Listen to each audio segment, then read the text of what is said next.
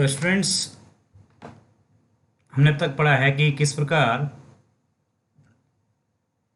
Second order linear differential equation जो homogeneous है with constant coefficient है उसको किस प्रकार सॉल्व करते हैं। ठीक है स्टूडेंट। तो ये मैंने इसकी स्टैंडर्ड फॉर्म लिखी थी। This is the standard form of the second order differential equation with second order linear differential equation that is homogeneous nature, right, with constant coefficient. अब स्टूडेंट्स इसमें हम पढ़ेंगे different different cases. Different different cases का क्या मतलब है? Different different cases का मतलब है जैसे अगर दो रूट्स रियल हो जाएं, यानी इफ या फिर एम की जो दोनों वैल्यूज है कैरेक्टरिस्टिक इक्वेशन जब सॉल्व करते हैं दोनों सेम रूट्स आ जाए तब क्या करेंगे, और अगर कॉम्प्लेक्स रूट्स होंगे तब क्या करेंगे। क्या कह रहा हूँ मैं, देखिए।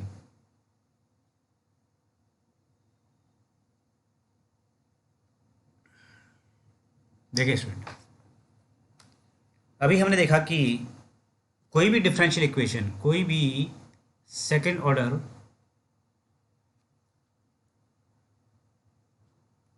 किसकी बात कर रहा हूँ मैं, सेकंड ऑर्डर होमोजीनियस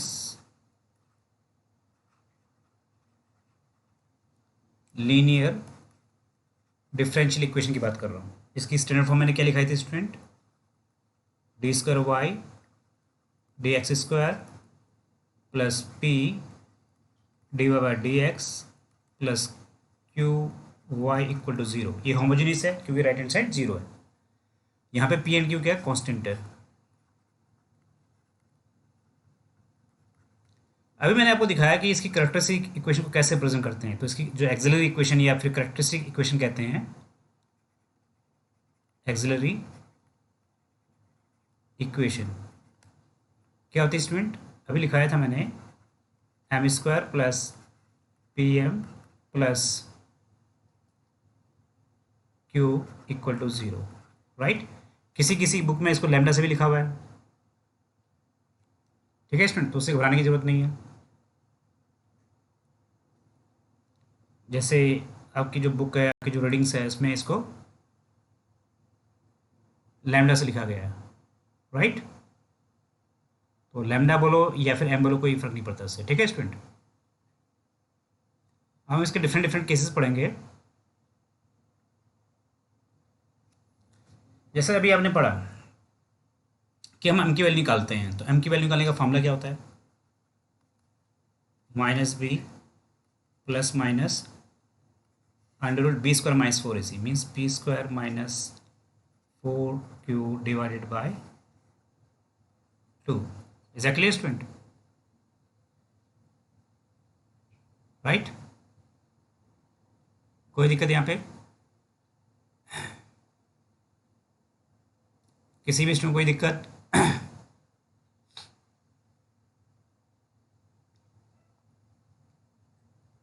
जैसे इसमें लैम्डा स्क्वायर प्लस ए लैम्डा प्लस बी लिखा हुआ है, मैंने इसको पी और क्यू से लिखा हुआ है।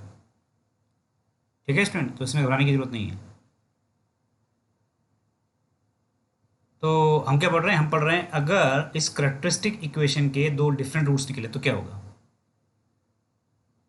ठीक है स्टूडेंट, अगर इस m की वैल्यू, अगर मैं बोलता हूं if m has two different values,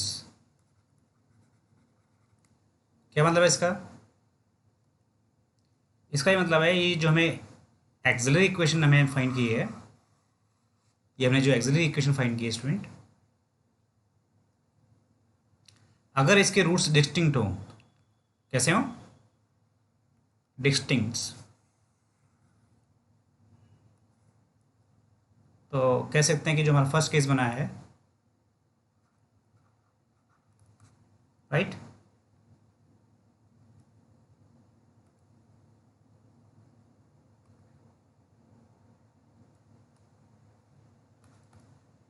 जो हमारा केस फर्स्ट बना है, if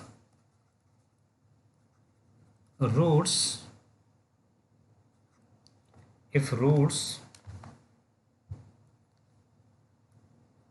of the auxiliary equation बोलो फिर या फिर कैरेक्टरिस्टिक इक्वेशन बोलो, एक ही बात है. If the roots of the auxiliary equation are distinct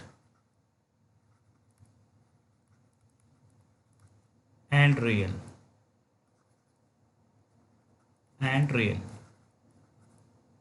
उस केस में ये जो एम की वैल्यूज आएंगी दोनों डिफरेंट होगी, राइट.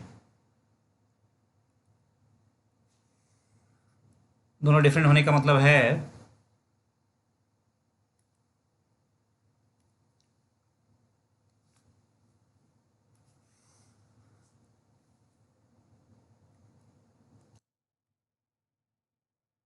कि कब होंगे दोनों different, if P square minus 4q की वैल्यू 0 से बड़ी आए.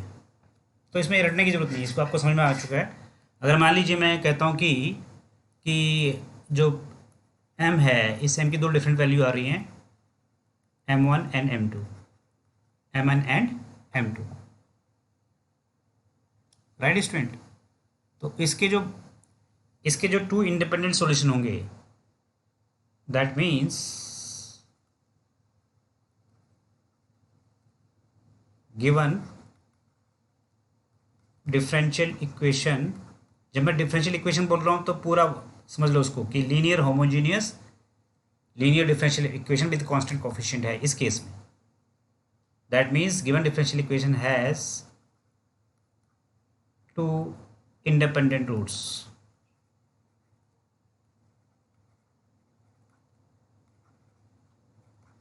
क्या होंगे स्टूडेंट? पहला हो जाएगा e raise to power m n x, right. और दूसरा हो जाएगा e raise to power m2x. कोई दिक्कत इसमें? किसी को भी कोई दिक्कत स्टूडेंट? तो इसके ये दो डिफरेंट रूट जाएंगे स्टूडेंट, ठीक है. यहाँ इसने λ1 और λ2 से लिखा हुआ है, मैंने m1 से लिखा हुआ है, उससे फर्क नहीं पड़ता है, ठीक है स्टूडेंट.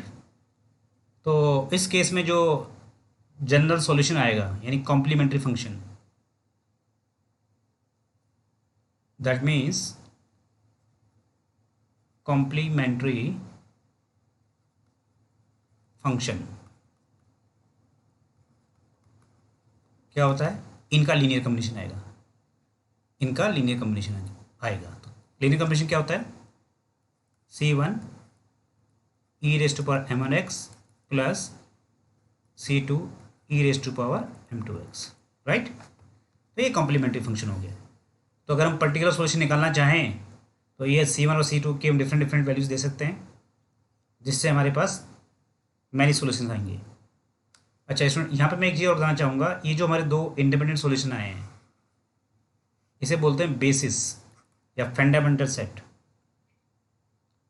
ठीक है ना स्टूडेंट. इसको हम क्या बोलते हैं? इसका दूसरा नाम है basis of the solution set या फिर फंडामेंटल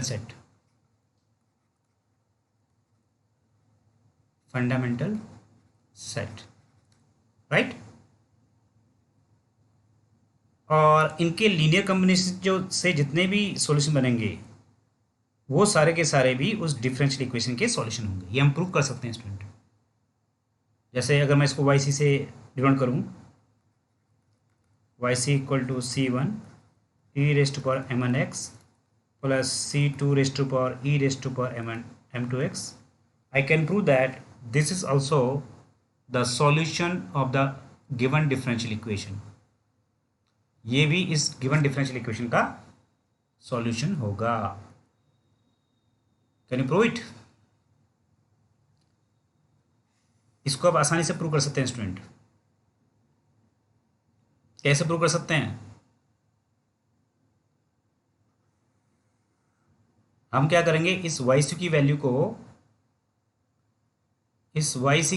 को, हम पुट कर देंगे गिवन डिफरेंशियल इक्वेशन में।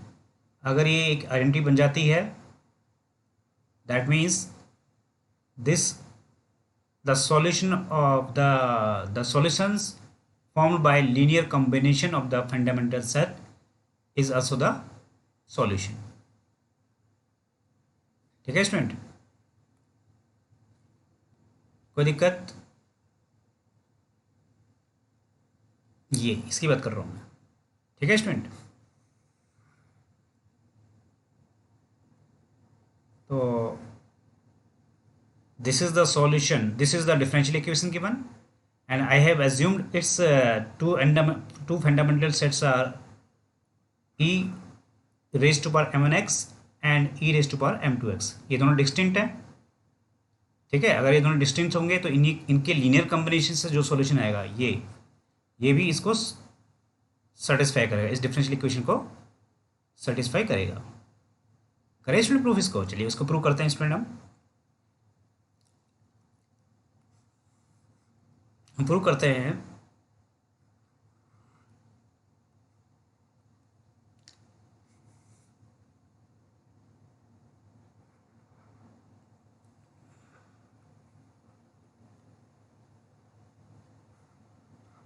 इसमें हम प्रूव करते हैं if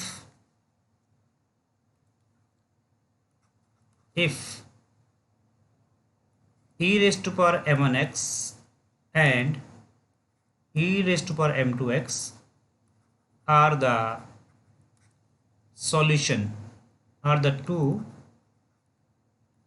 distinct real solution of the given differential equation। given differential equation means this, of the given differential equation. जब भी मैं डिफरेंशियल इक्वेशन यहाँ बोल रहा हूँ तो इसका मतलब क्या है, linear homogeneous differential equation with constant coefficient. ठीक है, अगर आपको ये गिवन है कि e की पावर m1x एंड e की power m2x are the two independent solutions, are the two distinct real independent solution. Independent का मतलब समझाया था मैंने कि एक सॉल्यूशन दूसरे का मल्टीपल ना हो, राइट। और पूरा डिटेल में समझाया मैंने इंडिपेंडेंट सॉल्यूशन का मतलब क्या होता है पीछे क्लासेस में, उसको भी आप देख सकते हैं। तो अगर मुझे ये पता है कि ये और ये दो इंडिपेंडेंट सॉल्यूशंस हैं, डिस्टिंक्ट हैं, तो इनके लीनियर कॉम्बिनेशन जो सॉल्यूशन निकल के आएगा वो भी इसका सॉल्यूशन होगा। इसका मतलब this equation will satisfy this equation. ठीक है स्टूडेंट, चलिए प्रूव करते हैं। तो देखिए इसको कैसे करते हैं हम लोग हैं। इससे क्या होगा स्टूडेंट, आपके कंसेप्ट क्लियर हो जाएंगे। ठीक है ना, क्वेश्चन करना बहुत बड़ी बात नहीं, लेकिन कंसेप्ट को समझना जरूरी है ताकि उसको आप इजीली अप्लाई कर सको। जब अप्लाई करो तो आप में कॉन्फिडेंस हो। ठीक है स्टूडेंट, चलिए इसको करते हैं प्रूफ। तो देखिए स्टूडेंट, मैंने क्या बोला है, वाई सी इसका सॉल्यूशन है, तो इसका डबल डेरिवेटिव क्या आएगा, यानी अगर मैं निकालूं D Y C by D X तो क्या आ जाएगा, इसका डिफरेंशियल क्या वैसे हो जाएगा स्टूडेंट, इसका डिफरेंशियल हो जाएगा c1 m1 e raise to power m1x plus c2 m2 e raise to power m2x, right. अगर मैं इसका एक बार डिफरेंशियल और करूँ, what I get D square Y upon D X square is equal to c1 m1 square e raise to power m1x plus c2 m2 square e raise to power m2x। ठीक है student, ये आ गया। अब मैं इन दोनों की values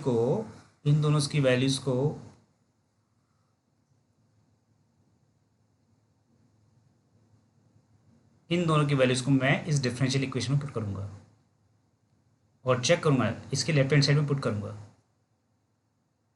right. Given differential equation के right hand side में पुट करूंगा। अगर मैं इन दोनों वैल्यूज़ को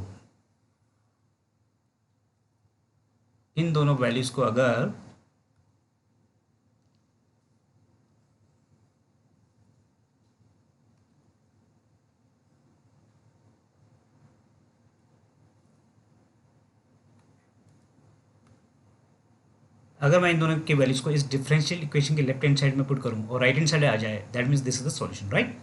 चलिए करते हैं। D square Y upon D X square क्या है हमारे पास, C one M one square E raised power M one X plus C two M two square into E raised power M two X है, तो यहाँ लिख देंगे इसको।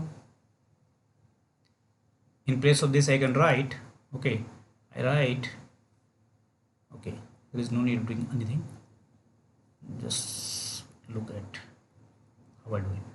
इस इक्वेशन को मुझे पी से मल्टीप्लाई करना होगा, क्यों, क्योंकि मुझे P D Y by D X की वैल्यू चाहिए। तो अगर मैं इसको पी से मल्टीप्लाई कर दूं स्टूडेंट, ये पी से मल्टीप्लाई कर दूं, but I get P D Y C by D X and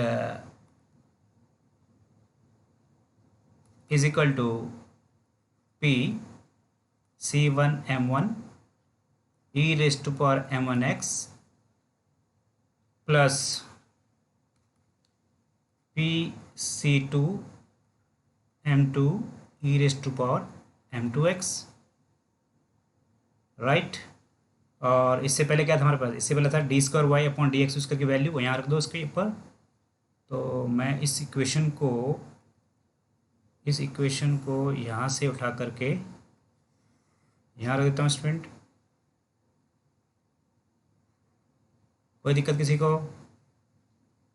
उसके बाद मुझे क्या चाहिए, मुझे चाहिए क्यू वाई की वैल्यू, चाहिए। क्यू वाई का मतलब है वाई सी की वैल्यू यहाँ पुट करो या फिर क्यू वाई सी की वैल्यू निकाल दो, एक ही बात है, ठीक है स्टूडेंट। तो मैं इस इक्वेशन को अगर मैं क्यू से मल्टीप्लाई कर दूँ, इस इक्वेशन को अगर मैं क्यू से मल्टीप्लाई कर दूँ, what I gate this is C, right, this is C. What I get Q into YC is equal to Q C1 e raised to power m1x plus Q C2 e raised to power m2x। कोई दिक्कत किसी को, किसी भी student कोई दिक्कत? ठीक है स्टूडेंट। अब मैं क्या करूँगा स्टूडेंट, देखिए अब मैं क्या करने जा रहा हूँ।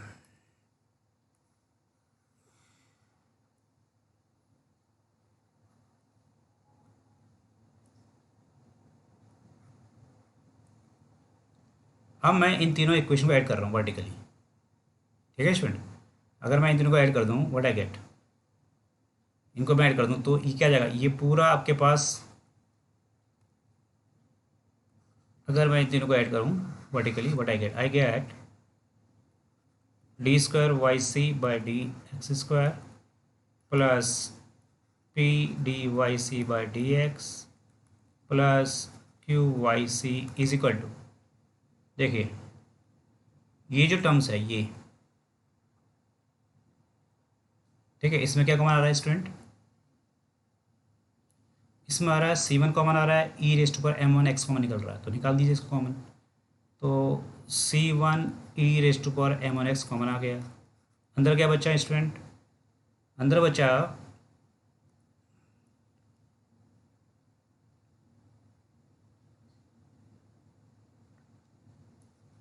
M1 square plus M1 plus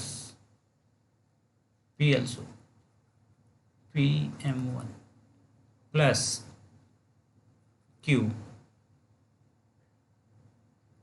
right. ये फर्स्ट ब्रैकेट में आ गया।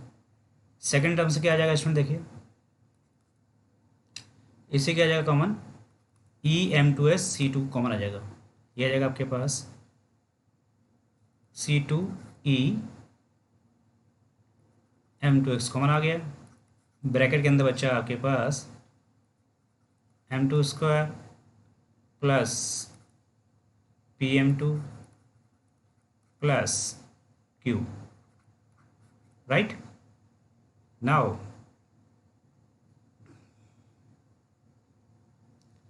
देखिए स्टूडेंट, सब समझ में आ रहा है ना।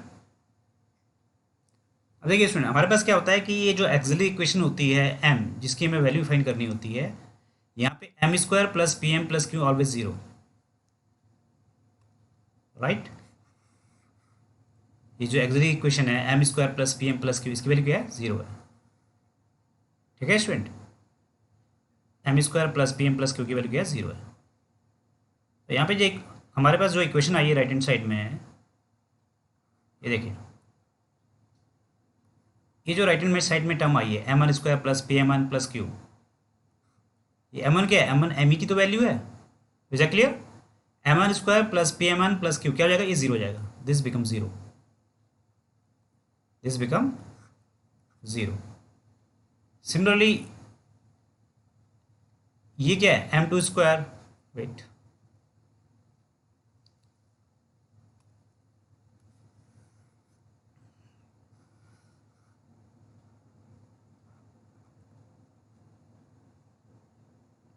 ठीक है स्टूडेंट, ये क्या है, M two square plus P M plus Q equal to zero. तो ये एम टू क्या है, ये एम टू एम की तो वैल्यू है, what I get, m2 square plus pm2 plus q equal to 0. That means this also 0. This also becomes 0. So what do you get? What do you get, student? You get this whole thing.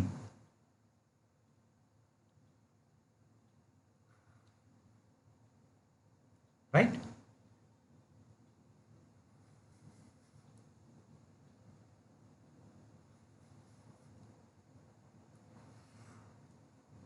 See, you get this is 0, this is also 0, that is 0, right? So that means here yc satisfy the given differential equation. This yc satisfy the given differential equation. What is the given differential equation? This is the given differential equation, right? This is the given differential equation. कोई दिक्कत किसी को? तो जैसे ही मैंने ये देखिए, ये पूरी की पूरी इक्वेशन बिल्कुल ऐसे ही है।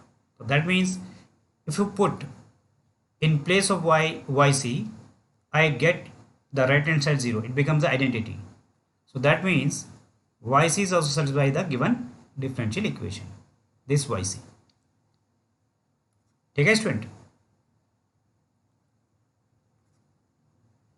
इसे बोलते हैं प्रिंसिपल ऑफ सुपरपोजिशन स्टूडेंट, इसे बोलते हैं प्रिंसिपल ऑफ सुपरपोजिशन. ठीक है स्टूडेंट, तो ये बात समझ आ गई है. तो क्या समझ में आया आपको कि अगर कोई भी सेकेंड ऑर्डर का डिफरेंशियल इक्वेशन है, अगर उसके दो डिस्टिंक्ट अगर उसकी उससे बनने वाली the roots of the auxiliary equations, the roots of the corresponding auxiliary equation of the given differential equation, right?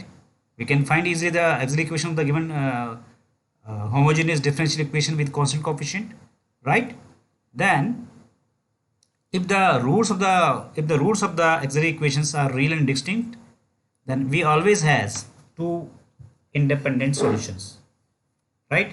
And their general solution, if I say m1 and m2, this m1 and m2 are the roots of the auxiliary equation, then independent solutions are given by e raised to power m1x and e raised to power m2x. And the complementary function means the general solution is given by c1 e raised to power m1x plus c2 e raised to power m2x. And this is also the linear combination. All the possible solution obtained by giving different values to c1 and c2 will also satisfy the given differential equation.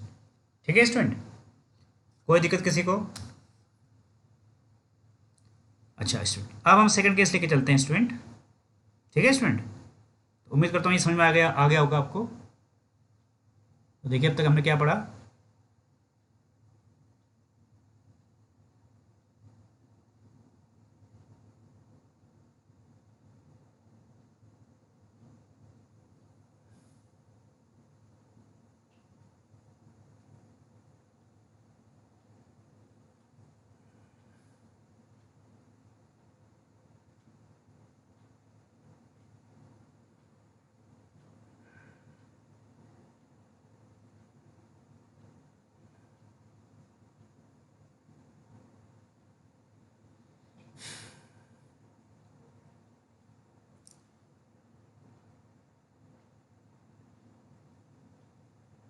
ठीक है student, तो अभी आपने क्या पढ़ा कि कोई भी अगर डिफरेंशियल इक्वेशन गिवन है,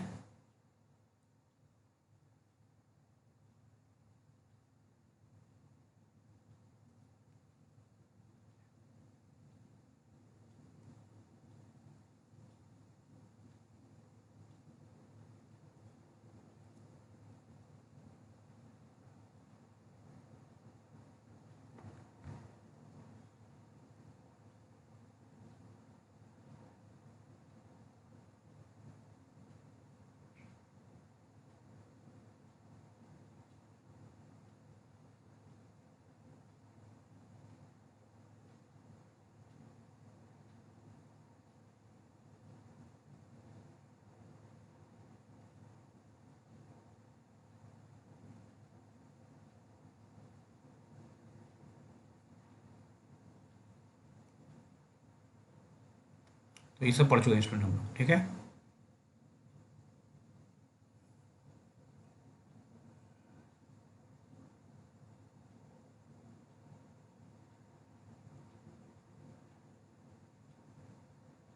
ये सब पिछली क्लास में पढ़ चुके हैं, आपको ध्यान होगा। ये एक्सियल इक्वेशन बनानी सिखाई थी मैंने, याद होगा आपको। ठीक है स्टूडेंट, तो अभी हमने पढ़ा कि अगर अगर एक्सिलरी इक्वेशंस है और एक्सिलरी इक्वेशन के, क्योंकि एक्सिलरी इक्वेशन हमेशा क्वाड्रेटिक इक्वेशन बनेगी। सेकंड ऑर्डर, जो भी second order linear homogeneous differential equation है, उसकी जो एक्सिलरी इक्वेशन बनेगी हमेशा क्वाड्रेटिक फॉर्म आएगी। और कोई भी क्वाड्रेटिक इक्वेशन को जब सॉल्व करते हैं, उसके जो दो रूट्स आते हैं वो डिस्टिंक्ट और रियल हो सकते हैं, राइट, जिसको भी मैंने समझाया यहाँ पे अभी। ठीक है, अब मैं सेकंड कंडीशन लेके चल रहा हूँ। सेकंड कंडीशन है जब एक्सिलरी इक्वेशन के, जैसे ये गिवन डिफरेंशियल इक्वेशन है स्टूडेंट, जैसे ये गिवन डिफरेंशियल इक्वेशन है स्टूडेंट, ठीक है, और मैं कहूँ कि इस एक्सिलरी डिफरेंशियल इक्वेशन के जो है एक्सिलरी इक्वेशन को मैं लिख सकता हूँ डिफरेंशियल इक्वेशन है, इसके जो करस्पॉन्डिंग एक्सिलरी इक्वेशन होगी वो कैसे बनेगी स्टूडेंट, बहुत ही सिंपल है। हमेशा इसकी जो एक्सिलरी इक्वेशन बनेगी, अगर P and Q constant terms है, कैसे बनेगी, M square plus P M plus Q equal to zero. मैं क्या कर रहा हूँ स्टूडेंट, मैं कर रहा हूँ कि डी बाई डी एक्स की जगह में मुझे एम रख देना है बस। ठीक है, और remove Y, remove the term Y, ये कर दे रहा हूँ। ठीक है स्टूडेंट, तो अगर मैं कहूँ इसके रूट्स इक्वल आएंगे, तो इक्वल आने की कंडीशन क्या है, हमें पता है how to find the quadratic equation, how to solve the quadratic equation. We solve it like this way, minus B plus minus under B square minus 4ac, like this. And what is the condition for equal roots, for equal roots, quadratic equation आपने 10th class में पढ़ी होगी। For equal roots this should be zero, this should be zero, this implies P square minus P Q 4q equal to zero, right. तो उससे जो हमारा roots आ जाएगा, जो पहला रूट आएगा वो क्या आ जाएगा, minus P by to, right. तो दूसरा रूट क्या आएगा, वो भी क्या आएगा हमारा, M two equal to minus P by two. तो हमारा जो सॉल्यूशंस आएगा, सॉल्यूशन जो हमारा आएगा, वन ऑफ द सॉल्यूशन, तो हमारा सॉल्यूशन बनना क्या चाहिए, पहला सॉल्यूशन बनना चाहिए हमारा e raise to power m n x. M n x का मतलब क्या हो गया यहाँ पे, minus P by two x हो गया। और दूसरा सॉल्यूशन क्या आएगा, वो भी e raise to power minus P by two x आएगा। but they are not independent. Here you see, here y1 and y2 are not independent. मैंने कैसे कहा? मैंने इसलिए कहा क्योंकि ये दोनों सेम नंबर है, सेम फंक्शन है, that means one is the multiple of the other, right? They are not independent. लेकिन हमें पता है जो सेकेंड ऑर्डर डिफरेंशियल इक्वेशन होती है,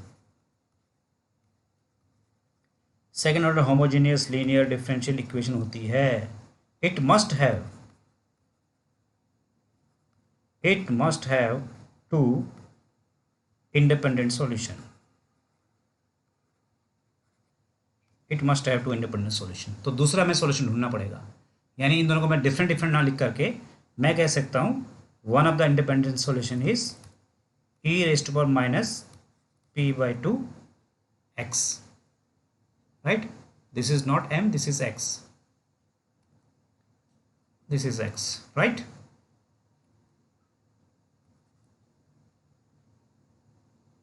तो दिस इज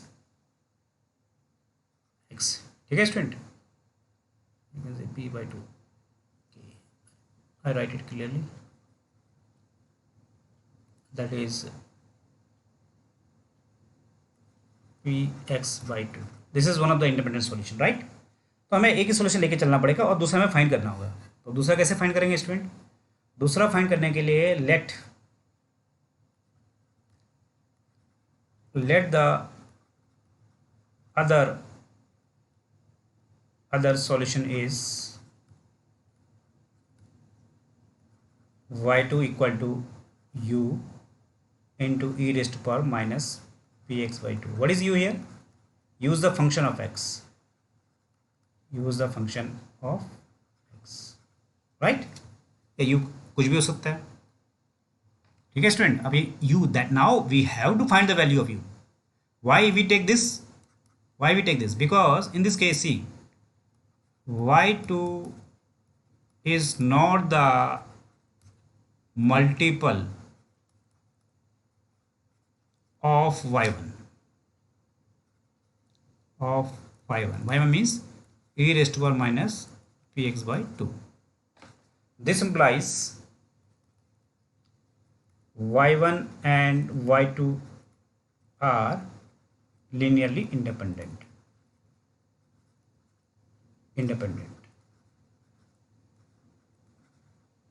ठीक है स्टूडेंट? और जब इसको मैं u की वैल्यू, अब मैं क्या करूँगा, देखिए ये y2 क्या इसका सॉल्यूशन है. अगर y2 ये सॉल्यूशन है तो जो गिवन डिफरेंशियल इक्वेशन है सेकेंड ऑर्डर, इसको सेटिस्फाई करेगा. It will satisfy this.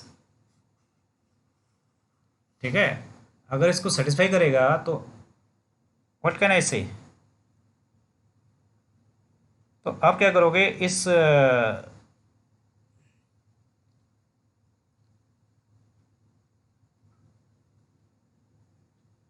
ये जो y2 हमने लिखा है, ये जो हमने y2 लिखा है यहाँ पे,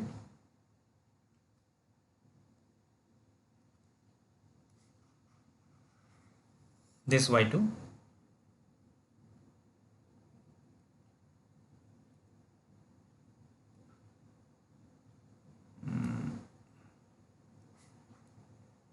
राइट, दिस y2, ये जो मैंने y2 यहाँ पे लिखा हुआ है, ये गिवन डिफरेंशियल इक्वेशन को सेटिस्फाई करेगा, because this is another solution. किस डिफरेंशियल इक्वेशन को सेटिस्फाई करेगा? ये सेटिस्फाई करेगा D square Y upon D X square plus P D Y by D X, right? And then plus P Y equal to 0. इस y2 को मैं दो बार differentiate करूँगा, यहाँ पुट कर दूंगा. इस y2 को मैं एक बार डिफ्रेंशिएट करूँगा, यहाँ पुट कर दूंगा, और y2 की वैल्यू y की जगह रिप्लेस कर दूंगा. Then after solving it what I get u is equal to x. Exactly student? तो स्टूडेंट इसका सीधा सा मतलब ये हो गया. इसको आप सॉल्व करना घर में, नहीं निकलेगा तो फिर हम नेक्स्ट क्लास में समझाएंगे इसको. ठीक है? और तो इसका ये मतलब हो गया स्टूडेंट कि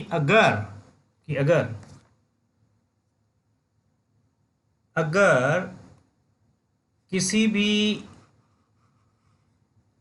एक्सिलरी इक्वेशंस के, जो किसी भी गिवन होमोजेनियस डिफरेंस इक्वेशन का कॉरस्पॉन्डिंग एक्सिलरी इक्वेशन है, उसके दोनों रूट्स इक्वल आ जाएं, m1 इक्वल टू m2 आ जाए तो, और दोनों को मैं मान लीजिए m के अराउंड मान लेता हूँ, तो पहला जो सॉल्यूशन होगा वो हो जाएगा e raise to power mx, और जो दूसरा सॉल्यूशन आएगा स्टूडेंट, इसी का मल्टीपल आएगा u into E raise to power mx, और इस u की वैल्यू क्या आएगी, इस u की वैल्यू स्टूडेंट आएगी x, राइट, x e raise to power mx.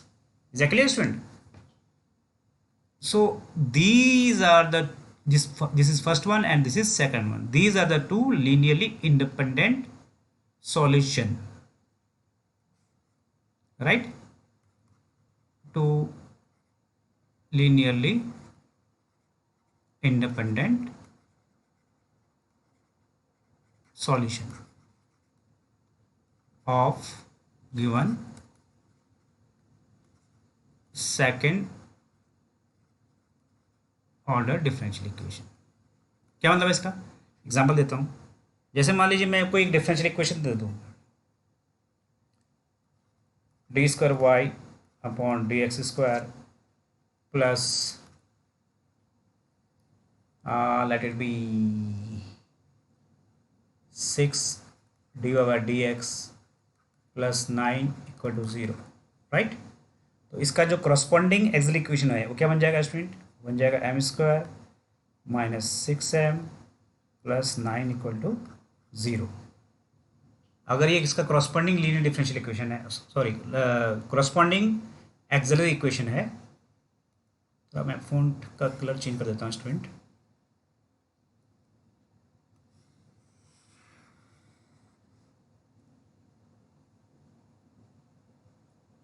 ठीक है, तो इसके जो रूट्स आएगा वो दोनों इक्वल आएंगे and that is m equal to 3.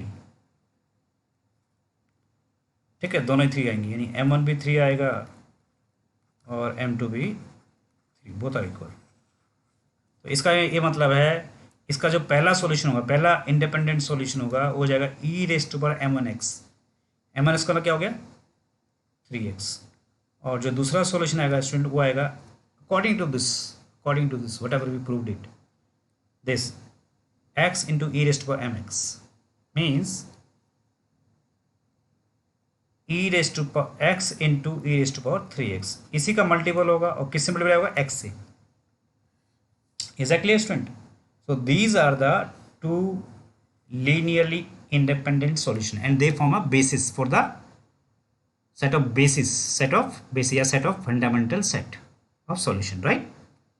तो ये जो दोनों सेट हो गए e raise to power 3x और x e raise to power 3x, this is called fundamental solution और basis of the solution set, या फिर फंडामेंटल सेट बोलेंगे. तो इनके लीनियर कम्बिनेशन से जो फंक्शन बनता है स्टूडेंट, जैसे मैं लिखूँगा इसको c1 e raise to power 3x plus c2x e raise to power, wait और चला गया, this is x, right, e raise to power 3x. So this is the complementary function या फिर कॉम्प्लीमेंट्री सॉल्यूशन या फिर general solution of the given differential equation. ये इसका general solution हो गया. अगर मैं c1 c2 की डिफरेंट वैल्यूज पुट करूँ तो I get many solutions, right. कोई दिक्कत किसी को? तो फाइनली हमने क्या सीखा, हमने सीखा कि अगर ये आपकी होमोजीनियस लीनियर डिफरेंशियल इक्वेशन की स्टैंडर्ड फॉर्म है, right, where P and Q are constant. तो इसकी एक्सिलरी इक्वेशन क्या बनेगी, M square plus P M plus Q equal to 0. और मान लीजिए इसके जो रूट्स आएंगे इक्वल हैं, रूट्स आर इक्वल,